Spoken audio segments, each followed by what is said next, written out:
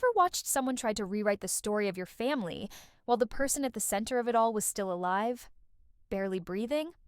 That's where my story begins, 2 days before my grandmother passed away. For as long as I can remember, Grandma was my anchor.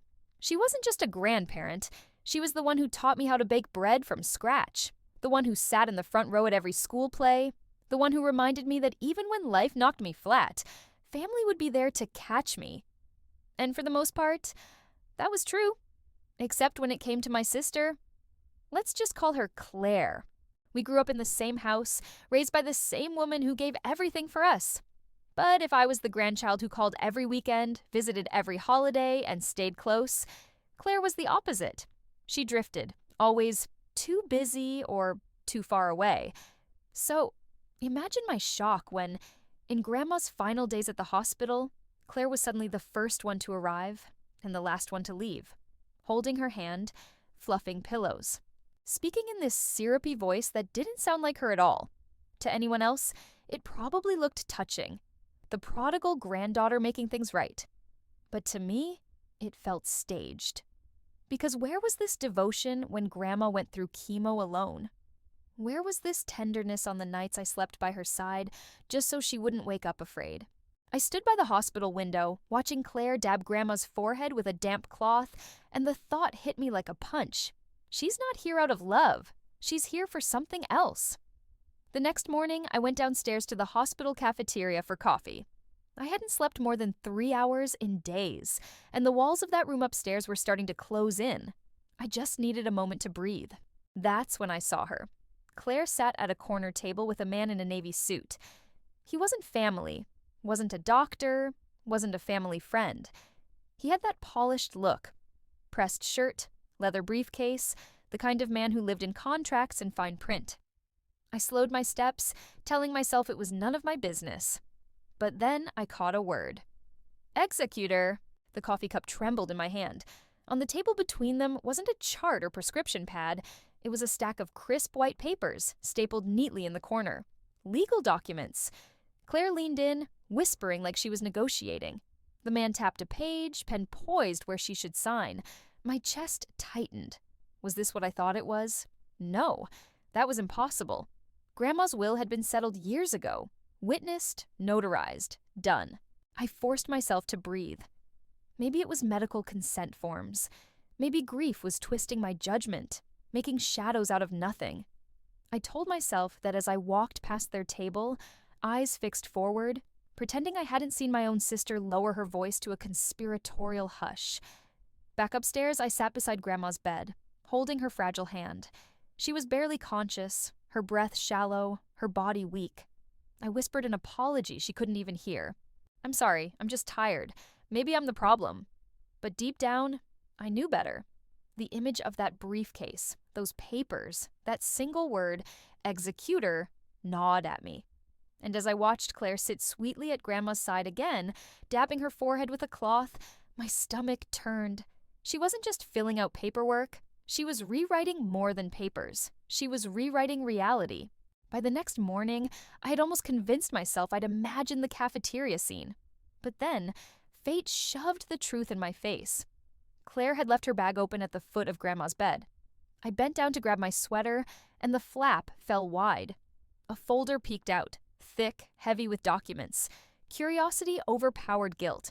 I pulled it just enough to see, and my blood ran cold. It was a will. Grandma's will. My name sat neatly on the page, with a thick blue slash cutting right through it. Not erased, not revised, crossed out, like I didn't exist. The oxygen hissed beside me, Grandma's frail chest rising and falling, and all I could think was, she's still alive, breathing, fighting, and Claire is already rewriting her legacy. I snapped the folder shut. My hands shook as I turned toward her. She was spooning ice chips into Grandma's mouth, the picture of devotion. Claire, I hissed. What is this? She blinked innocently. What are you talking about? I held up the folder. My name, crossed out. You're changing Grandma's will while she's still in this bed. Her lips curled into a practiced smile.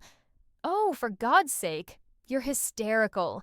Those are drafts, nothing more. Don't lie to me. My voice rose despite myself. That was my mistake.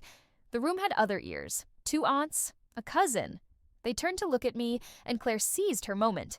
"See?" she said sweetly. "She hasn't been sleeping. She thinks every piece of paper is some conspiracy. Honestly, I'm worried about her." One aunt rushed to my side, patting my arm. "Honey, you're just exhausted. Don't make yourself sick." The cousin avoided my eyes altogether. I stared at them, my throat burning. "No, you don't understand. I saw it. My name's gone." But Claire was already sliding the folder back into her bag, tucking it beneath a scarf as though it had never existed. And all they saw was me, trembling, wide-eyed, raising my voice, while she remained calm, patient, reasonable. In that moment, I realized I wasn't just fighting her. I was fighting her story. And in that sterile hospital room, with Grandma unconscious between us, everyone else seemed to believe hers. The walls felt like they were closing in, whispers circling me like vultures. To them, Claire was the devoted granddaughter. I was the paranoid wreck. For the first time, I felt completely alone. That night, the hospital was quiet except for the hum of machines and the shallow rhythm of Grandma's breathing. Most of the family had gone home. Only Claire and I remained, her asleep in the recliner, me perched at Grandma's bedside, holding her hand. But my eyes kept drifting to the bag, the same oversized tote sitting on the chair beside Claire. I told myself to leave it alone, to let it be. But the memory of my name slashed out on that page wouldn't let me rest. My hand moved before my mind caught up. I eased the zipper down, praying it wouldn't snag.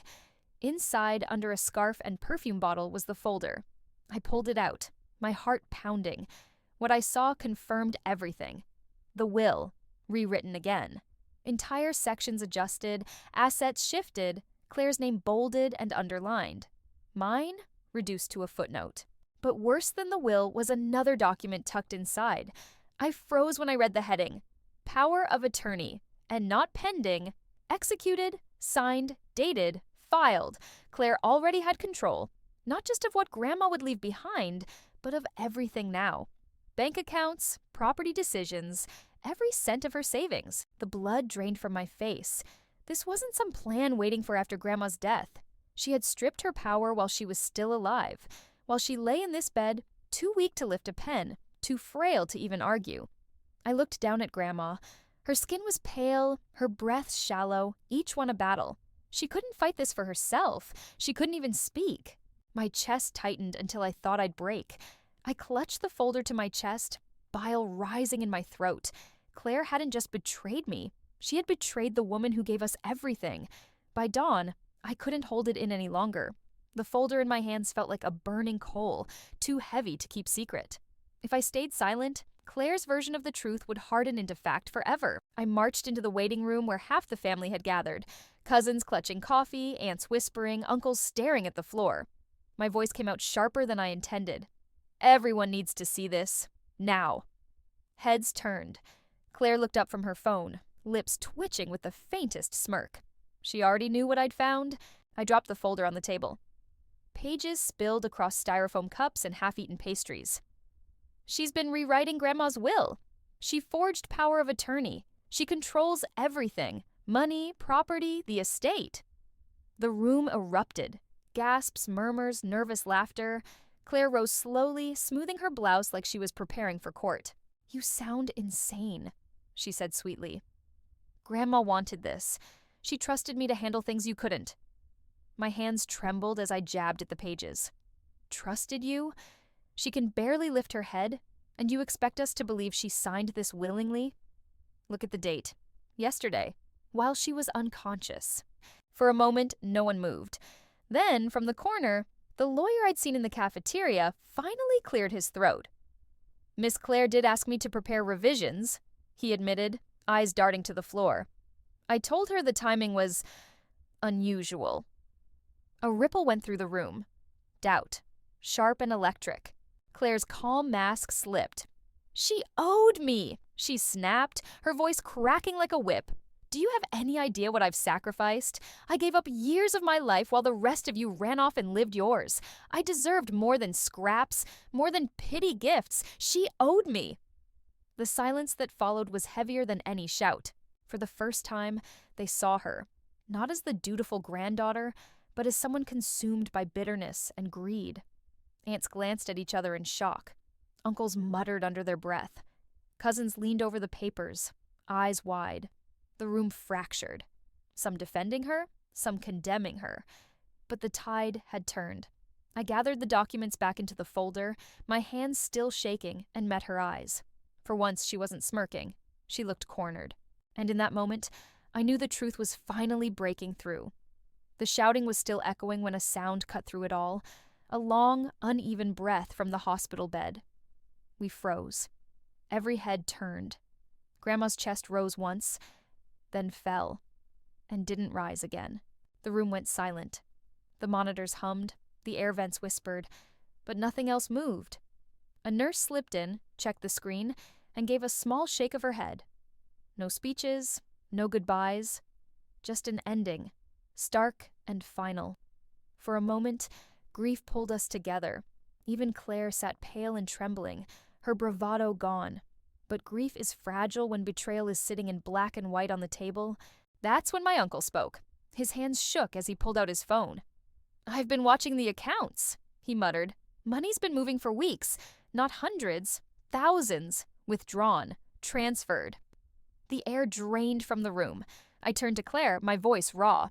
"You didn't even wait, did you? You were taking from her before she was gone." Her eyes flashed, but she said nothing. Not denial, not an apology, just silence. The kind that confirms everything. I sank into a chair, clutching Grandma's hand one last time, her skin still warm. But all I could think was that she'd left this world surrounded not by love, but by suspicion and bitterness. Her final hours had been stolen. No one spoke after that, not for a long time. The room that had buzzed with accusations was now suffocating with shame. Because in the end, it wasn't just money Claire had stolen. It was peace. It was trust. It was the chance to say goodbye. The weeks that followed felt like living inside a storm. Lawyers, hearings, documents pulled apart line by line. In the end, most of the damage could be undone. The original will was recognized. Grandma's wishes restored on paper. But money doesn't wait for justice. The thousands Claire siphoned off were gone, scattered through accounts we couldn't trace. The family never recovered. Some tried to defend her. She was under pressure. She wasn't thinking straight. Others demanded she be cut out completely. For me, the choice was simple. I blocked her number, stopped answering her emails. Whatever thin thread of sisterhood we'd had snapped the moment she chose greed over love.